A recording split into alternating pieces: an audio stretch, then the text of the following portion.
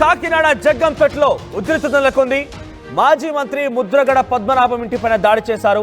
అయితే ట్రాక్టర్తో ఇంటి ఎదుటినటువంటి కారును ఢీకొట్టాడు ఓ వ్యక్తి. తన ట్రాక్టర్తో వచ్చి కారును ఢీకొట్టడమే కాకుండా జై జనసేన నినాదాలు కూడా చేసినట్టు తెలుస్తోంది. అయితే పార్క్ చేసి ఉన్న కారుని ట్రాక్టర్తో ఢీకొట్టినటువంటి యువకుడు పేరు గనిశెట్టి గంగాధర్గా తెలుస్తోంది. ఆయన జనసేన కార్యకర్తగా ఉన్నాడు. దాడి సమయంలో జై జనసేన నినాదాలు కూడా చేశాడు. ఆయన 50,000 రూపాయలు ఇస్తానంటే దాడి చేశానని చెప్తున్నాడు గంగాధర్ని అదుపులోకి తీసుకున్నారు పోలీసులు. ప్రస్తుతం ముద్రగడ నివాసానికి భారీగా అక్కడి అభిమానులు చేరుకున్నారు, కార్యకర్తలు చేరుకున్నారు. మాజీ మంత్రి ముద్రగడ పద్మనాభం ఇంటి దగ్గర ఒకసారి హైటెన్షన్ నెలకొంది. ట్రాక్టర్తో వచ్చిన యువకుడు ఇంటి బయట పార్క్ చేసిన కార్ని దాడి చేశాడు. ఆ కార్ని ట్రాక్టర్తో ఢీకొట్టడం మీరు చూడొచ్చు. ఆర్టీవీ స్క్రీన్ పైన గంగాధర్ సంబంధించి ఫోటో. అది జనసేన కార్యకర్త.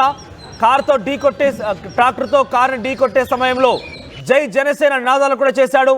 పైపెచ్చు ఆయన ఎందుకు దాడి చేశామని అడిగితే 50,000 రూపాయలు ఇస్తానన్నారు, అందుకే దాడి చేశానని చెప్పుకొచ్చాడు. అయితే 50,000 రూపాయలు ఇస్తానని ముద్రగడ పద్మనాభం పైన ఎవరైనా దాడి చేయించారా?